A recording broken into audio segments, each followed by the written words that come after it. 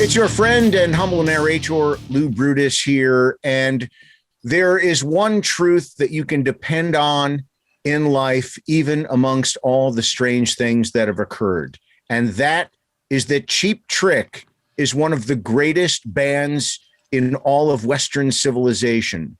Joining me from the Rock and Roll Hall of Fame inducted band, my old friends, Rick Nielsen and Tom Petersson. Gentlemen, I'm very glad to see you. Tom, you first. How are you? How are yours? How's the family?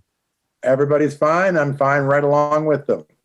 Excellent. I'm saying, how you look so young, Lou. Gee. I know. I got the baby face going. It's all my moisturizing. I know, it's unbelievable. It's his show, Tom. I wouldn't have recognized him. I got to figure out. I saw your name behind you. No, I recognize you. Don't look completely different. And Rick, over to you in Rockford. How are you holding up through all of this? Oh, man, it's just been a great year. Well, actually, you know what? Well, in a way it was. It's interesting. Yeah, it really has been interesting. And you guys have come off of 2020 and into 2021 with a really great record. So let's begin with that. Where did the recording and the writing and everything of this get done? Tom, do you want to begin perhaps? Well, we did it now almost. I mean, it was a year and a half, maybe 2 years ago already. I mean, we lost a year here already, but we were planning on having the record come out the beginning of 2020, I think. I'm kind of lost. That sounds right. And so it had been done. So we just have been waiting to release it. So now it's coming out April 19th, I think. Rick, is there any worry when you're sitting on something that long that it's going to leak or it's going to get out? Because once something, is out in the stream, they're downloading it in Taiwan 15 seconds later.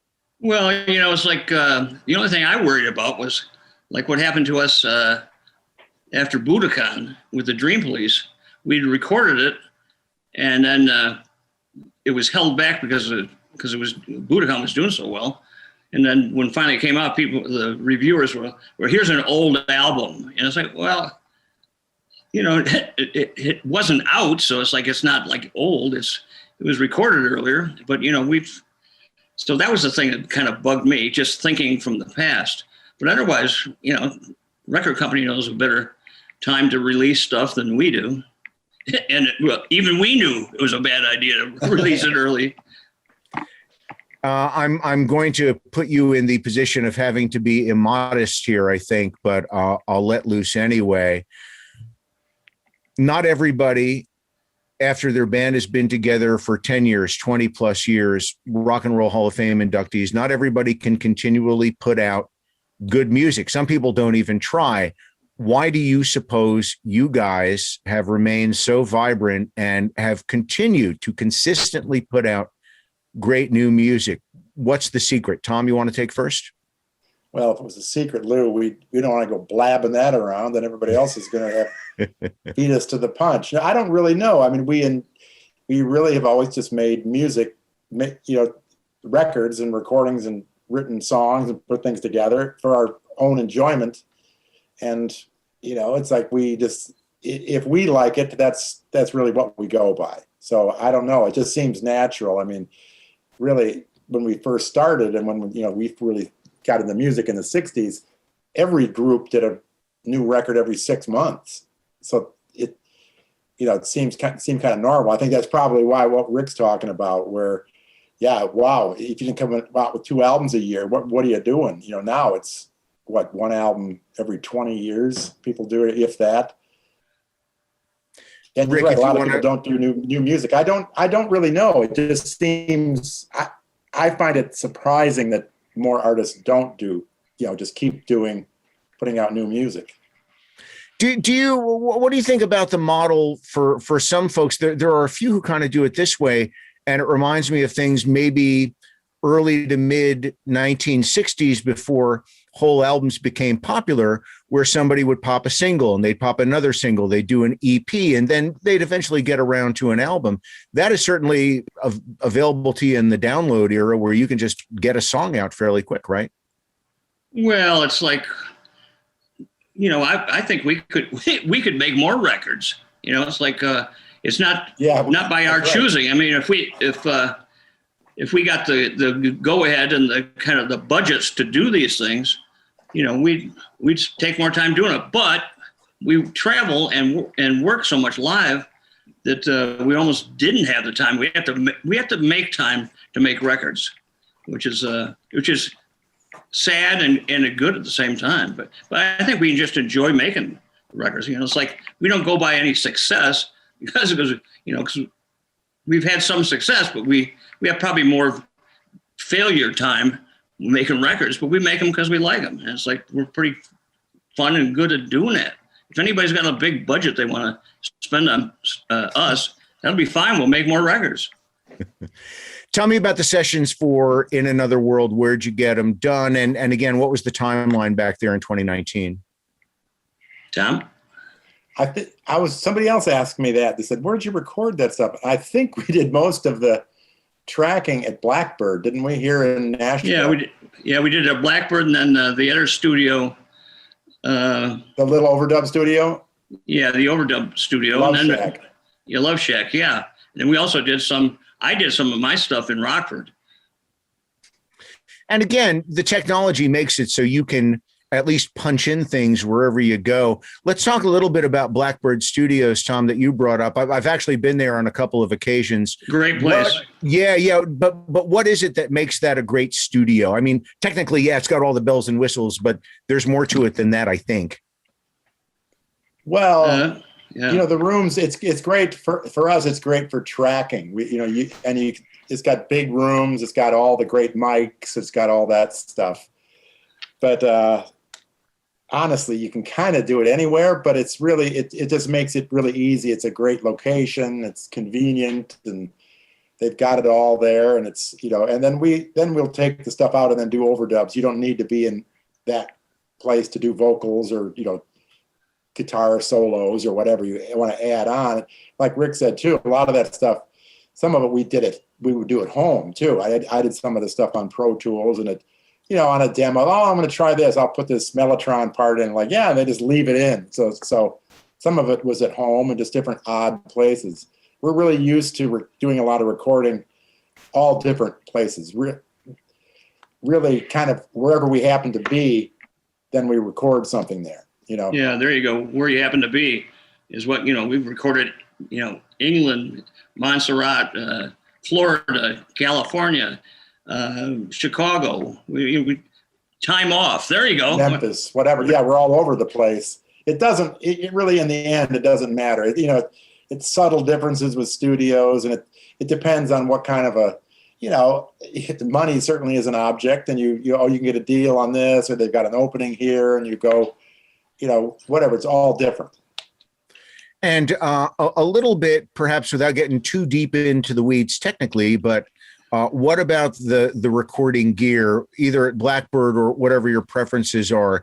Does it matter much to you, or do you want a certain sound from a certain tube amp for one particular song, or how is that working for you nowadays?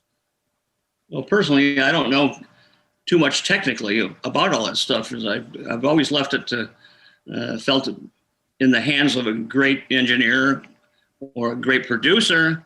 They can steer you to the right stuff. I mean, why would I want to try to learn all that stuff? I'm a songwriter.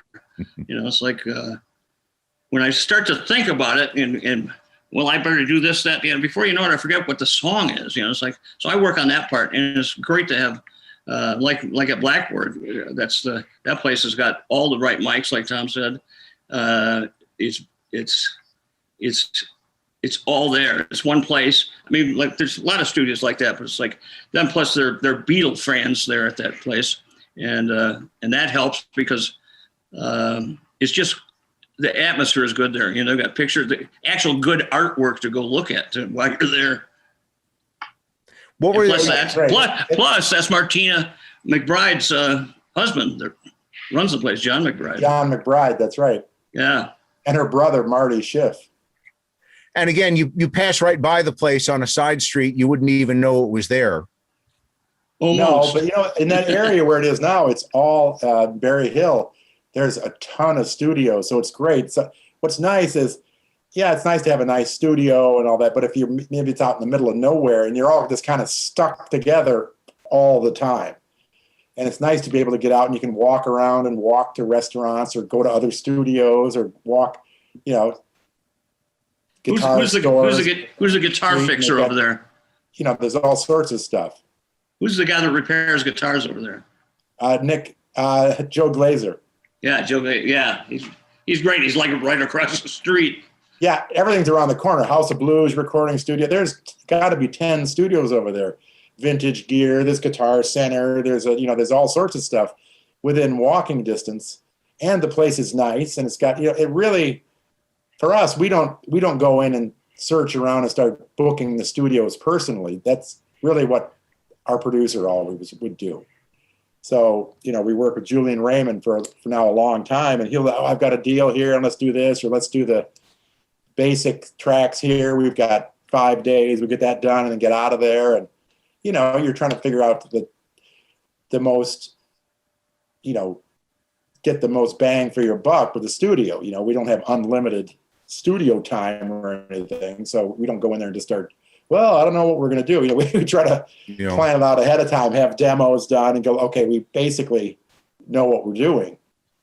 And then, then things certainly change when you get in there, but I don't think it really matters that much to us. We've been in all sorts of different studios, and like with the Rolling Stones, was it Beggar's Banquet or Exile, where they were in that horrible place in France where it was all hotter than hell, and they were all freaking out, and it arguably their best record. So it doesn't, who can say really? Maybe you're thrown into a situation that you hate, and because of it, you do better work. You just don't know.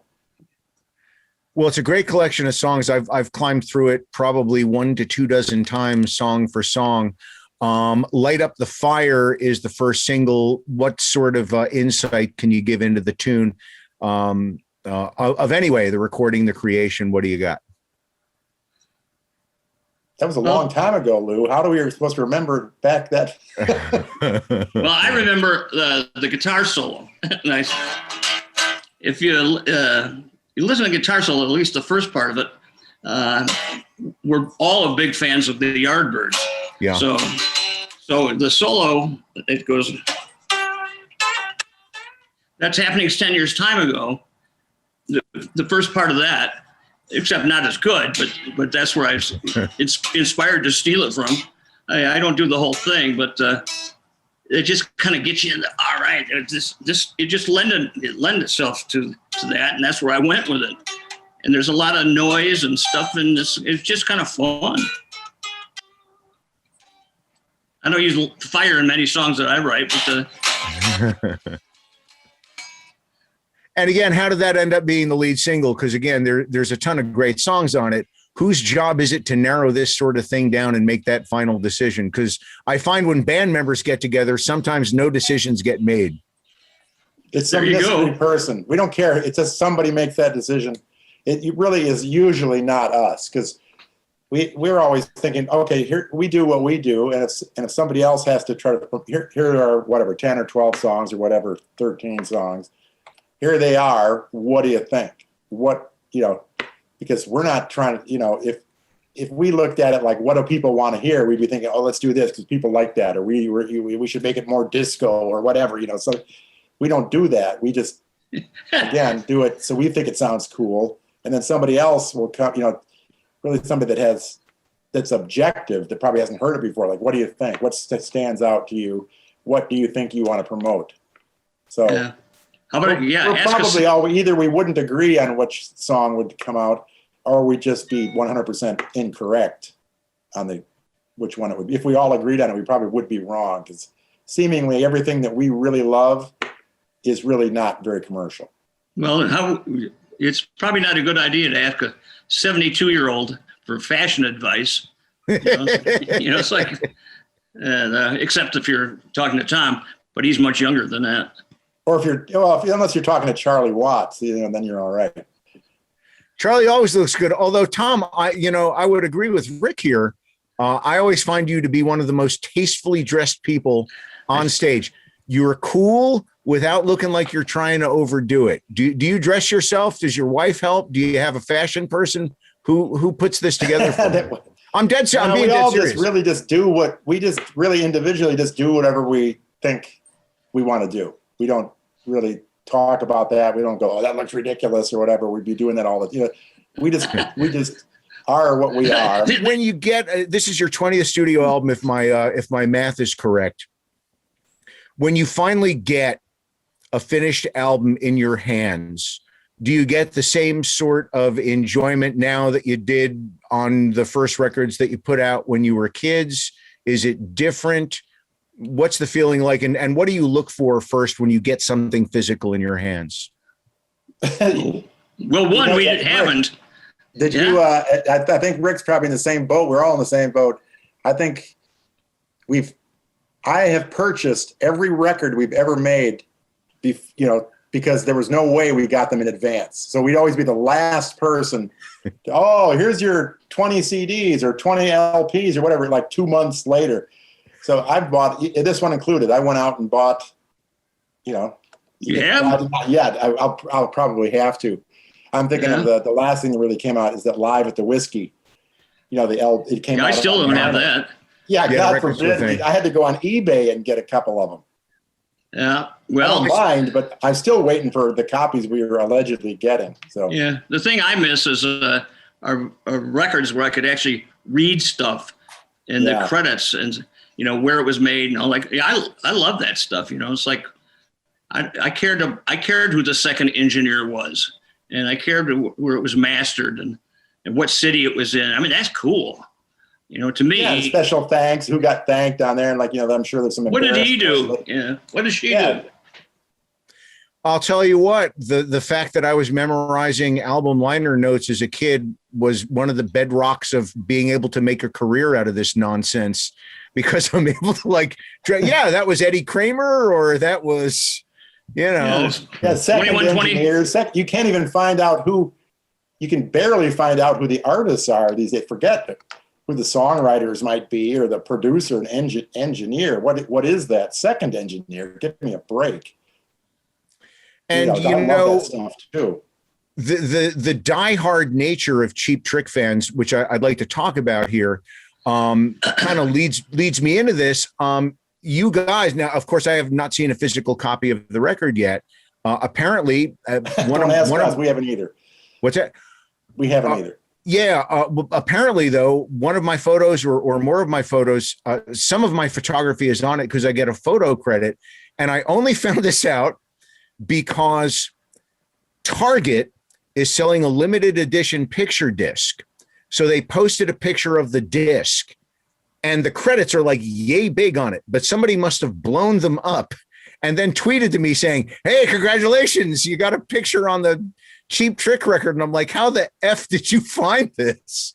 Yeah. So do you find it strange that people go strange but wonderful that people go through so much trouble to ferret out every last bit of information about you?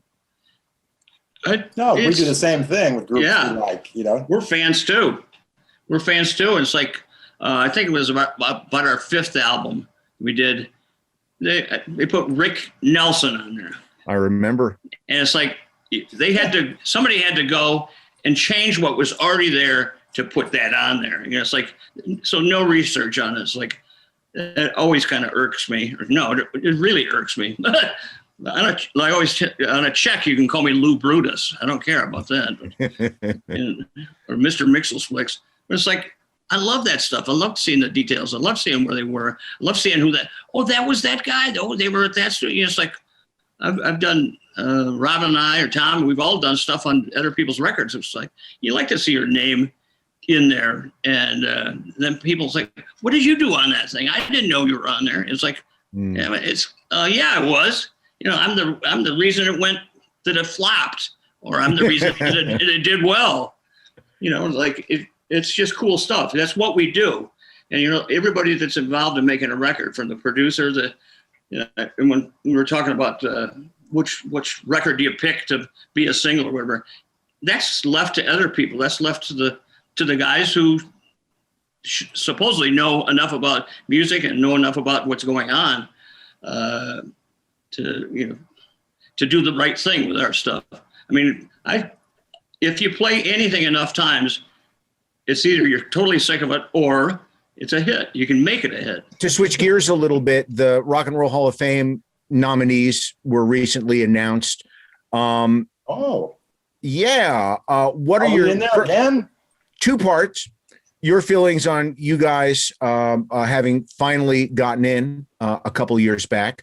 Also, your feelings on very talented folks getting in who are not necessarily rock and roll artists. First part, your feelings on being in the hall.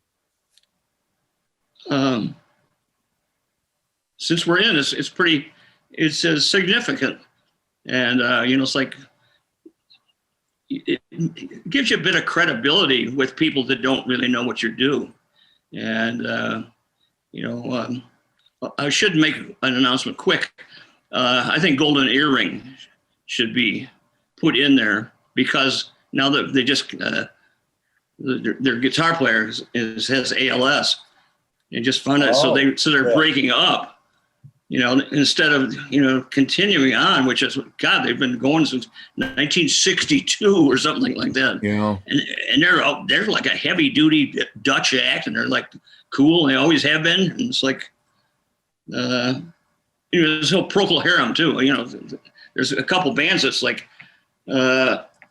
are way more significant to me than a lot of stuff that gets in there. But neither of us have any control over the nominations of people. We're voting members, but that's it. Quick aside, since you brought them up and the terrible ALS news, had you guys ever gigged with Golden Earring somewhere along the line? I'd be shocked if you didn't. No, I don't think so. Oh, too bad. Yeah, I know. I'd love to have seen them. Yeah, I was looking for that last night when I heard about George, the guitar player, and it's like, that's a shame. I didn't hear that. That's too bad. Yeah, and it was like about 5 days ago. Yeah, I looked him up, and it's like, our gig list, and I saw a bunch of stuff for Sweet, which I've forgotten that we done. I knew we did, but not many. But Golden Earring, there was some thing, I'll have to look it up, that I was supposed to work with Golden Earring on something, and I can't remember what it was because it never happened. So, well, that's a damn shame if you ask me. Great story, Tom, huh? yeah. Tom, if you'd like to continue with your thoughts on, Hall of Fame and thems who get in and thems who don't. Well, who knows? It's just basically a very broad term, rock and roll. They've got all sorts of different artists in there. So, then how would you define that? Is heavy metal considered rock and roll? And technically, who knows? It's I don't know. I don't have any problem really with who's getting in there or not getting in. It's really there. Certainly to me, there's more people that should be in there than are in there.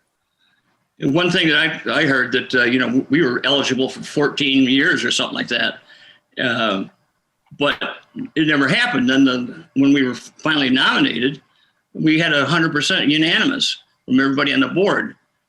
It's like, it was so weird. It wasn't like, we struggled and we were voted on for, 10 times and didn't make it or whatever. Finally get nominated and go right in. It was like, wow. And yet that's a good story, huh? Well, it's one of the hallmarks, I think, of the band. And there are some other groups that I would say the same things about. One is a heavy band called Seven Dust, who are another favorite group of mine. But they are bands that perhaps did not always get the love or recognition that they deserved, except consistently from other musicians.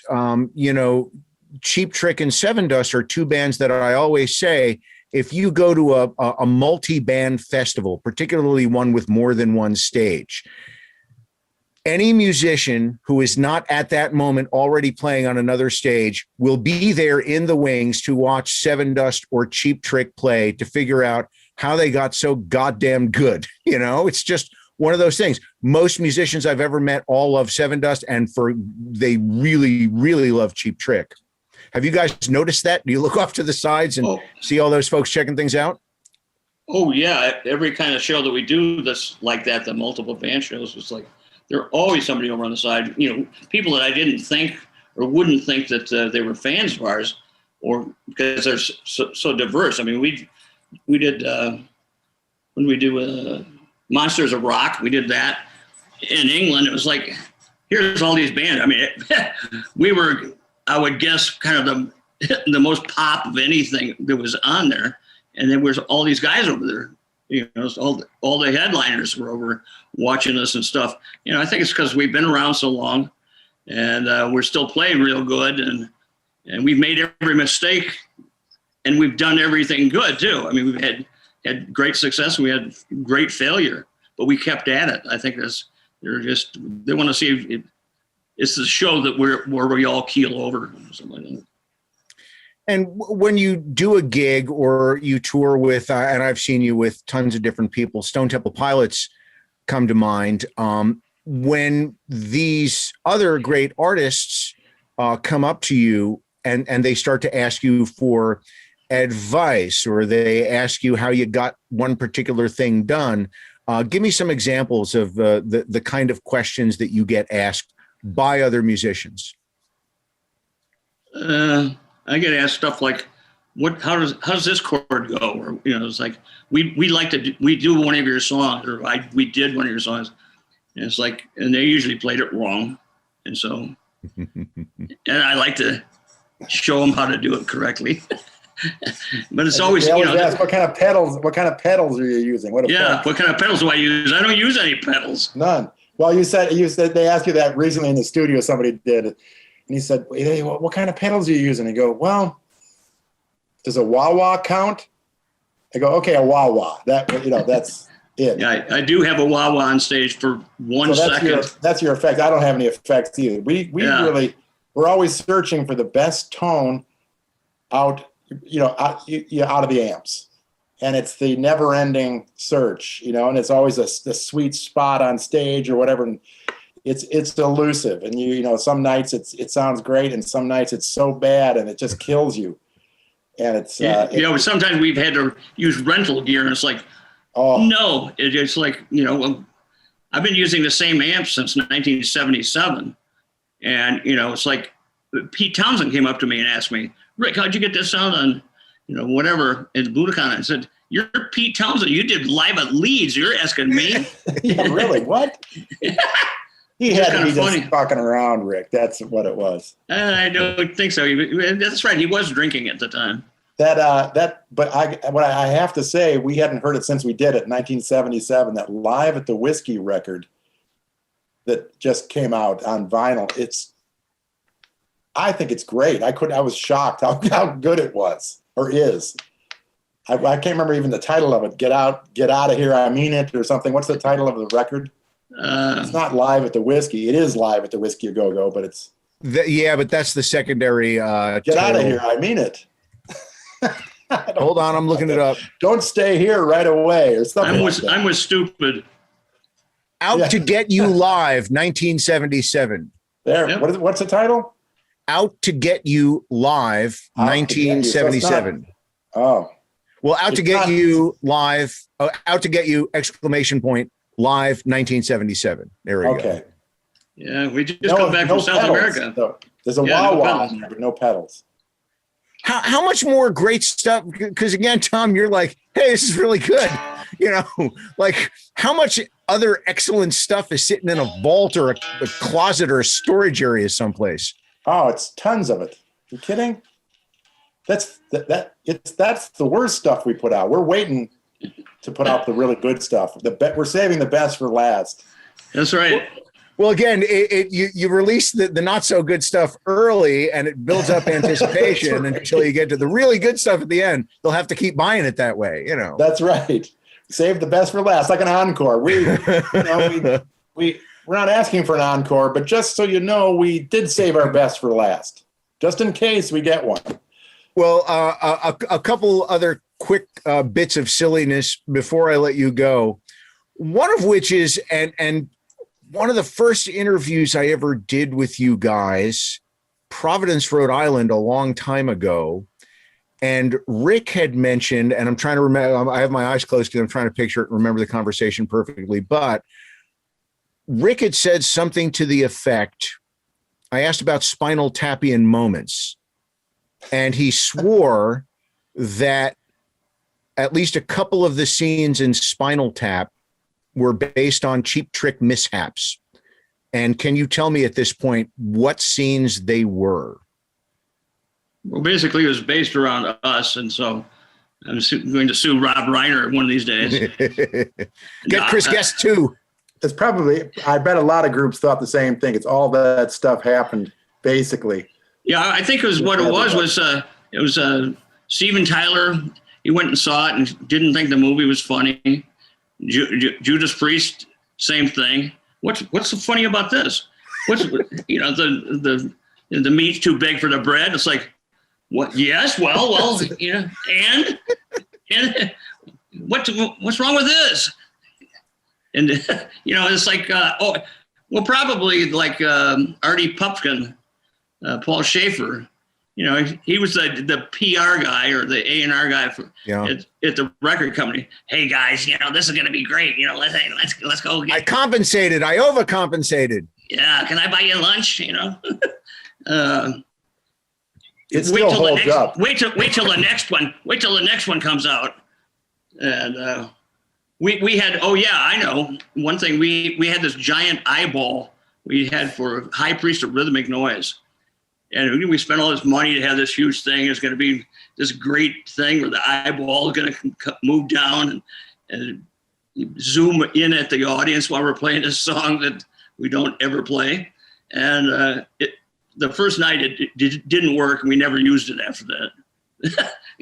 Spent all kinds of money, like sort of like the Stonehenge. That leads me to ask, where is the eyeball? Does it still exist? Well, the eyeball was in the building that burned down about a few months ago. Yeah. It used to be our warehouse. I mean, we never took it out of there because who wants the thing? But the whole thing burned down. They caught two arsonists. Oh no! What else was lost with all that? The eyelashes are gone. The eyebrows, the whole thing, all gone. The defective electrical machine. Ugh. Yeah, there's probably a lot of stuff we don't know. We left it in there. Yeah. Oh man, I'd have loved to have gone climbing through that stuff. Yeah. Well, I got plenty of stuff. You want to come climb? Put it all out. Put it all out in the front yard. I'll drive by. Right now, I got 3 feet of snow in my front yard. Yeah, I know you've been getting hammered there all year. Well, listen, one last quick thing, and it would, Rick, if you don't mind, it would mean you getting really close to the camera on your computer there. I had taken a picture of you years ago, and you were showing off your checkerboard teeth. Oh, yeah? I had folks who accused me of photoshopping that, which is not the case. All right, here you go. Excellent. Now, who made those caps for you? How do you get those made? Well, I had broken a tooth, and I had a filling from when I was about 10 years old, so it had lead in it. Made that tooth, the other tooth, go black. So I said, well, let's do it. And I said, at my age, all white teeth that look, phony, look like you're a phony baloney, or a gold grill, yeah, or checkerboard. So I had guys make me it's 2 teeth into one, and so for a crown. And it's like I wanted to make the checkerboard small enough where you could see it, or is it big enough where you can see it, but not so big where it looks like it's a cavity. Yeah. And so I design picks too. They're this big, and who cares? It's like, but I like the detail of that kind of stuff. And, I like it too. It looks better than my other teeth. It's the coolest. I just got regular gold. So yeah, that's what mine are. So at least I'm otherwise worthless. but my teeth will bring a couple of bucks in when I'm gone. So there you go. I always say when I die, my wife will sell everything I got for $1. So stick around. Yeah, that's what I'm afraid. I think my daughter will hold on to all my memorabilia, though. It's up to her. I'll be gone. I won't care. So, Well, I'll buy some of it. You got good stuff. There you go. Actually, here, I'll show you one thing really quick. Well, I like your backdrop. Yeah. Wow. Well, I got it because people kept like reading the books. I'm doing all this Zoom and camera stuff. And Look at mine. Nice. Look at those young punks. Hey. It's our first album. I got nothing.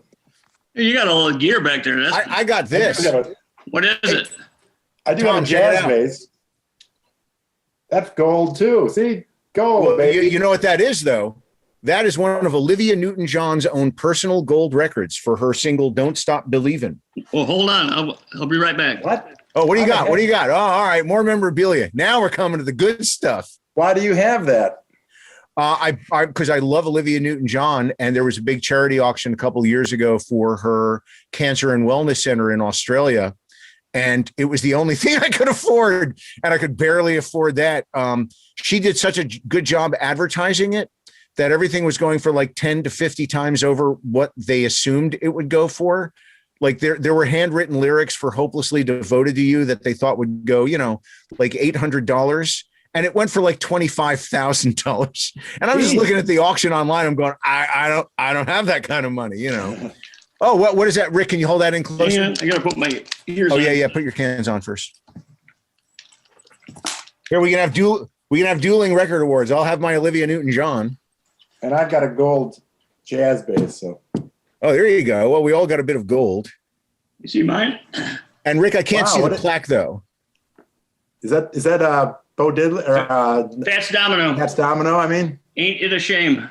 Now, was that one of the Fats discs? Yeah, that's the actual one from 1955. How did you get that? In 1979, we were playing in Salt Lake City, and Fats's manager came to our show. I guess they only made 2 of these, one for the artist and one for the producer or whatever. He says, Fats loves your version so much, he wants you to have this. He gave it to us. Oh, my God. And we drew straws for it. And guess who That's won? fantastic. And boy, oh boy, I can't even imagine how good it felt to get that great a reaction from a guy like Bo Diddley, because not Bo Diddley. Fats Domino. Fats Domino, I'm sorry. To get that kind of reaction back, because when you put out a cover of anybody, is there any trepidation that they're going to say, "Hey, this sucks," and you're going to have to live with that afterwards? Yeah. So, but there's other bands trying to do Beatles stuff, and we never tried to do Beatles songs like the Beatles because why bother? Yeah, what's the point? Yeah. But so when we do it our own version, we had other people that liked our versions of stuff. So here we go. There you go. It was funny. We Rick, remember we played in San Francisco at that not strictly bluegrass festival. Oh, yeah, the Mike Nesmith. Mike Nesmith came up and he goes, yeah, he's talking to us. We'd never met him. I don't think any of us had met him. And he came up and he was really nice. And he said, I love your version of Ain't That a Shame. It's like, oh, okay, we'll do it then. We weren't, We did it at that show, yeah, for him. Yeah, for him. But he came, it was out of the blue. He just said, yeah, it's funny. What a great song. And isn't it weird how once you put out a song, it takes on a life of its own and you just never know where it's going to end up or how it's going to come back to you? Well, I think one thing, yeah, sure. But like we did California Man and Rock and Roll Tonight by The Move, because one of our favorite writers, one of our favorite bands that nobody ever heard of, not many people have heard of. And it's like, and we don't we don't even do it as good as Roy would, but it's like, we've helped introduce him to people that didn't have a clue. And so it's like in a oddball way, because we're fans too, we got to meet him and hang out with him, and he played with us a number of times. We wrote songs together. It's like, and he when we asked him to do it with us, he wanted us to do his version, not our version. So we had to relearn the song. We did it. That's right. 2 years ago in Birmingham, England, when we were out with Def Leppard. Roy Wood came up on stage, And also we had the Christmas song. Yeah, wish you could. Yeah, that Christmas was great. every day. That was also the tour to bring it round to the Beatles to close out. You guys did the Cavern in Liverpool. What was the gig? Everything that you would have hoped it to be, or was it just too much agita? Getting in there and doing it. Well, it's hot. Let's put it that way. Yeah, it's hot, and boy, it reminded us of playing every place that we played that was that size. 5 or 4 or 5 sets a night and 3 a night or 7 days a week. Yeah. Beatles. Oh yeah. No wonder they did pretty good. They never played some of the dumps we did though. Well, listen, cool. I appreciate the time. Congratulations on In Another World. Thanks for using my photo on it. And boy, God bless you guys. Have a great 2021. I hope I see you sooner rather than later.